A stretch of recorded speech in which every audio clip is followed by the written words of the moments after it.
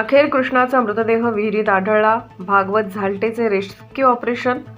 सदर मृतदेह हा ज्ञानेश्वर शिवाजी बेडकर यांच्या स्वतःच्या 10 परस विहिरीतून रात्री 7:15 वाजता आढळून आला व मृतदेह 7:50 वाजता सामाजिक कार्यकर्ते, युवा क्रांती फाउंडेशन, पोलीस मित्र, ग्राहक पत्रकार संरक्षण माहिती अधिकार संघटना नाशिक जिल्हाध्यक्ष यांनी स्वतः धाडसी वृत्ती असलेले श्री भागवत झालटे यांनी 10 परस विहिरीत जाऊन हा मृतदेह काढला. त्यावेळेस मनमाड DYSP बाजीराव महाजन साहेब, चांदवड PI कैलास वाघ साहेब, येवला, मनमाड, चांदवड परिसरातील पोलीस यंत्रणा सज्ज होती.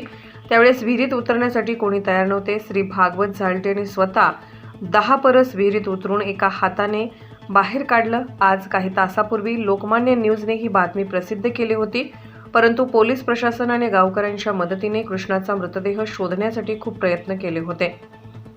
लोकमान्य न्यूजसाठी संचालक लक्ष्मीकांत शिंदे, चांदवड, नाशिक.